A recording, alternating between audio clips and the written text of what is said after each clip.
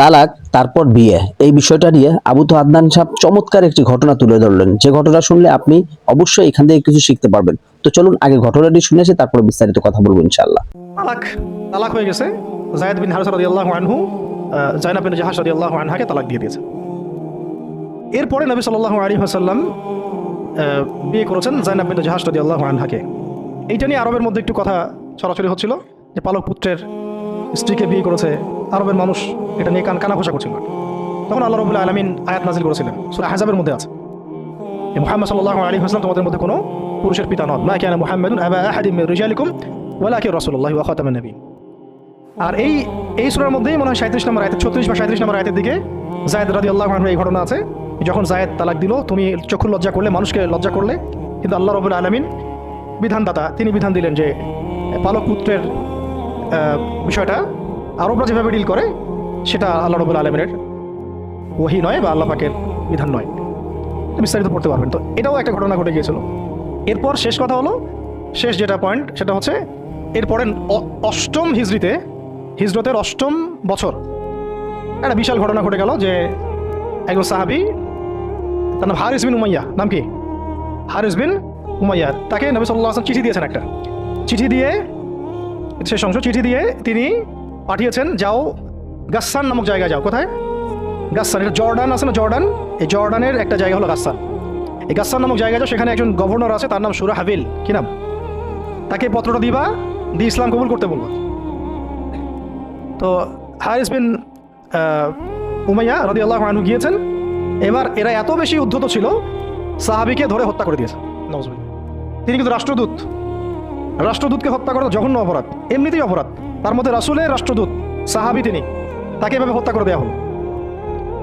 কয়জন সাহাবীকে হত্যা করলো? কয়জন? এর আগে আমি একটা ঘটনা বলছিলাম না, বনু কাইনুকার ঘটনা।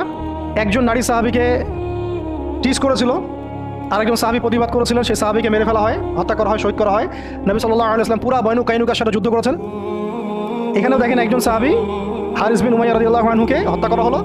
এবার নবী সাল্লাল্লাহু আলাইহি ওয়াসাল্লাম 3000 সেনাবাহিনী গঠন করলেন। কত হাজার?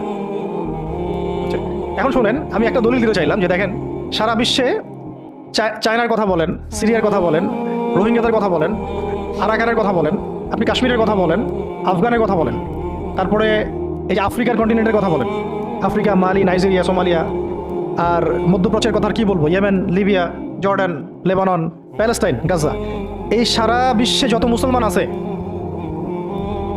তাদের মধ্যে কত লক্ষ মুসলমানকে হত্যা করার পরেও এই সিদ্ধান্ত এখন উম্মাগতভাবে আমরা নিতে পারি নাই, যেটা নবী সাল্লাল্লাহু আলাইহি ওয়াসাল্লাম বনু কাইনুকার এগেনস্টে নিয়েছিলেন আর এই রোমানদের এগেনস্টে নিয়েছিলেন। একজন নারী সাহাবীকে শ্লীলতাহানি করা, আর একজন সাহাবী তাকে বাঁচাতে এসে তার পক্ষে প্রতিবাদ করায়, তাকে হত্যা করা, এবং নবী সাল্লাল্লাহু আলাইহি ওয়াসাল্লাম পুরা বনু কাইনুকাকে উচ্ছেদ করলেন। এখানে সুরাহাবিল কি করেছে? একজন সাহাবীকে হত্যা করেছে, রাষ্ট্রদূত হারিস বিন উমাইয়া। নবী সাল্লাল্লাহু আলাইহি ওয়াসাল্লাম 3000 সৈন্য পাঠিয়ে দিচ্ছেন। আর এখন উম্মার দিকে তাকান, যে রাষ্ট্রগুলোর কথা আমি বললাম, আমাদের সহ সব জায়গায়, আমাদেরটা অন্যভাবে ডিল করি আমরা, বাইরের সব রাষ্ট্রগুলো, এই রাষ্ট্রগুলোতে কত হাজার সৈন্য না, কত হাজার নিরপরাধ মুসলিমকে হত্যা করা হয়েছে। সংখ্যাটা কি হাজারে না লাখে? কত হাজার বা লাখ বাচ্চাদেরকে হত্যা করা হয়েছে, কত হাজার বা লাখ মা বোনদেরকে হত্যা এবং ধর্ষণ করা হয়েছে। তারপরে উম্মাগতভাবে আমরা এখন এই সিদ্ধান্ত আসতে পারি নাই, যে সিদ্ধান্ত নবী সাল্লাল্লাহু আলাইহি ওয়াসাল্লাম তাৎক্ষণিক নিয়ে ফেললেন। আমার রাষ্ট্রদূতকে হত্যা করেছে, 3000 সৈন্য রেডি, এবং তারা কিন্তু সুপার পাওয়ার। রোমানরা তখন কি সুপার পাওয়ার, এটা দেখারও সময় নাই যে তার কাছে কি অস্ত্র আছে, তাদের ক্ষমতা কতটুকু, তাদের কাছে কি আছে, তাদের সৈন্য সংখ্যা কত, আয়তন সংখ্যা কত, ওদের অর্থনীতি কত সমৃদ্ধ, কোনো কিছুর পরোয়া সাহাবায়ে কেরাম করেন নাই। 3000 সৈন্য রেডি করে এই বাহিনীর পতাকা হাতে তুলে দিলেন সাহাবী যায়েদ ইবনে হারিসা রাদিয়াল্লাহু আনহু। রাসূল সাল্লাল্লাহু আলাইহি সাল্লামের জীবনের চমৎকার একটি ঘটনা আবু তো আদনান সাহেব শোনালেন। এই ভিডিও নিয়ে এবং এই ঘটনায় আপনার মন্তব্য কি এবং কি শিখতে পারলেন অবশ্যই জানাবেন। ভিডিওটি যদি ভালো লাগে অবশ্যই লাইক এবং শেয়ার করে দিবেন। তো সম্পূর্ণ ভিডিওটি কন্টিনিউ করার জন্য আপনাকে অসংখ্য ধন্যবাদ। তো সবাই ভালো থাকবেন। আসসালামু আলাইকুম ওয়া রাহমাতুল্লাহি ওয়া বারাকাতুহু।